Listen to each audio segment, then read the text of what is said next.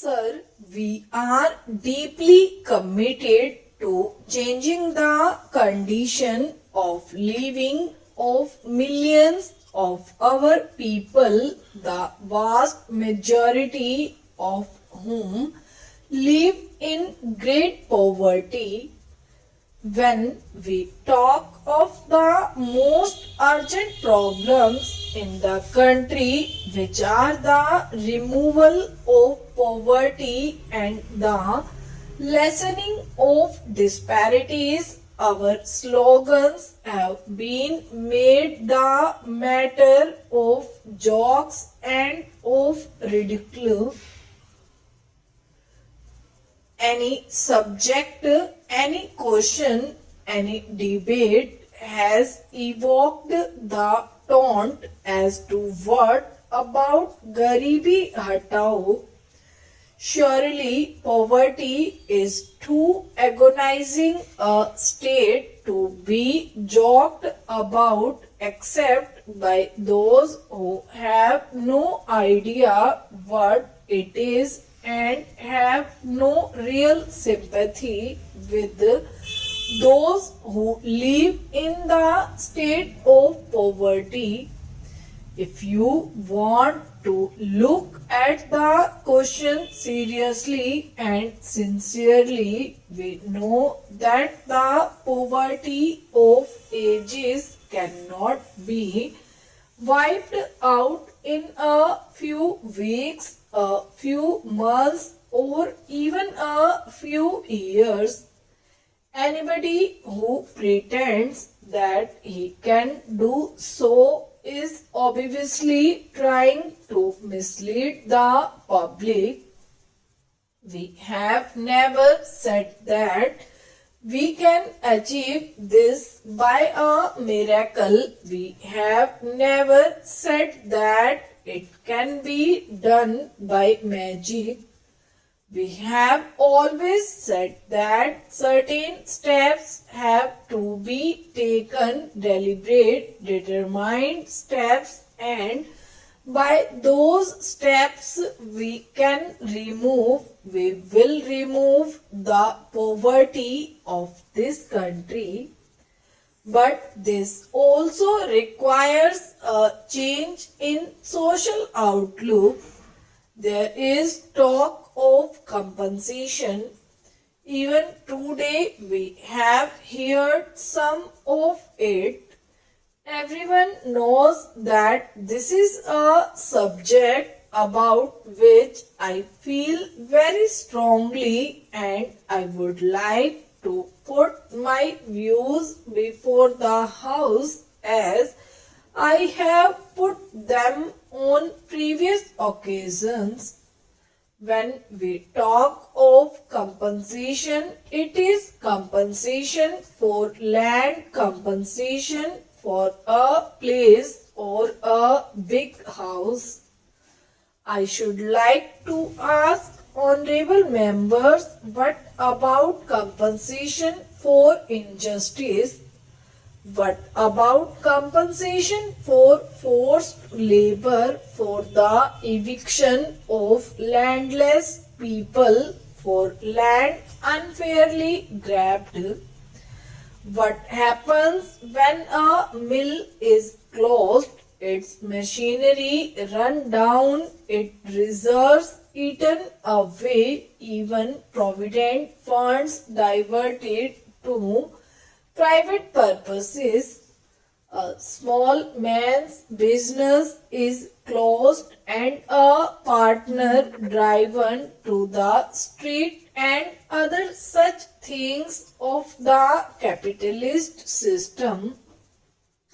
I remember there is a small group of people in Bihar. They were among the first who came forward in the freedom struggle. Their lands were taken away by the Britishers, and up till now we have not given them that land. We believe that the necessary social, political and economic processes which are involved in changing poverty must be carried out within a democratic framework. The vested interests have, as usual, raised a hue and cry either through lack of understanding or deliberate mischief. As I said earlier, they have misinterpreted many of the words which we use. I talked earlier of commitment. What I mean is that we are committed to the upholding of the freedom of speech, of assembly, of worship, of every citizen of this vast and varied land. Our commitment to secular democracy is non-negotiable. There is nothing negative in our approach. I am not against a class or a section of society. I am for the Indian people. I know that they cannot be strong while poverty is deep and widespread.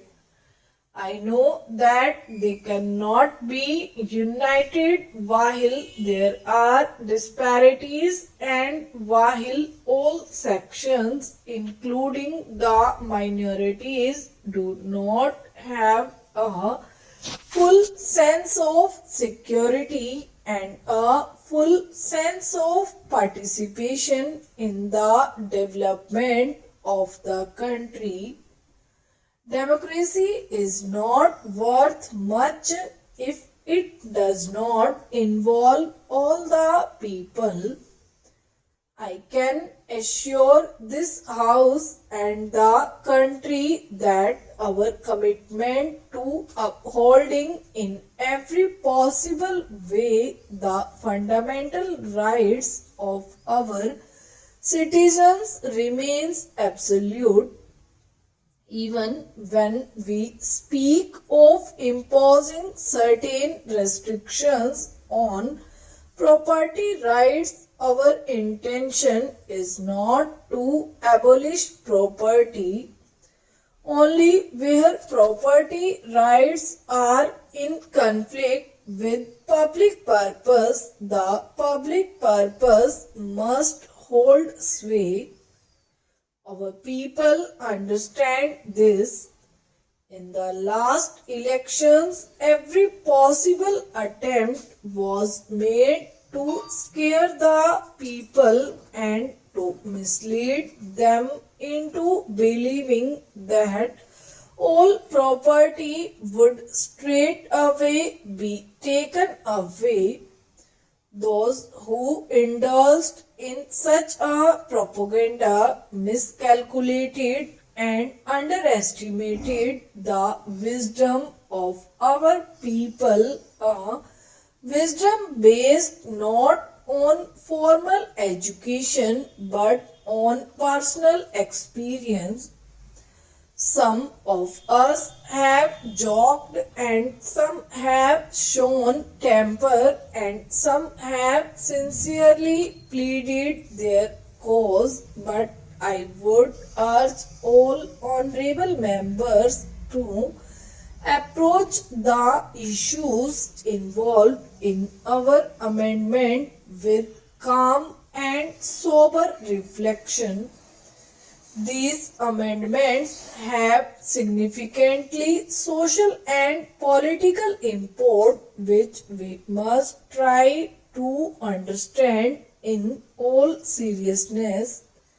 The measures which we have taken and are taking are milestones in the progress of millions of our people.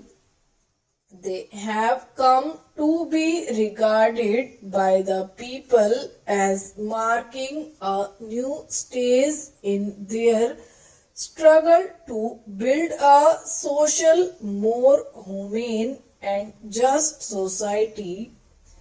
As their elected representatives, it is our duty to reflect their urges, and I am sure this will bring us more near to the people.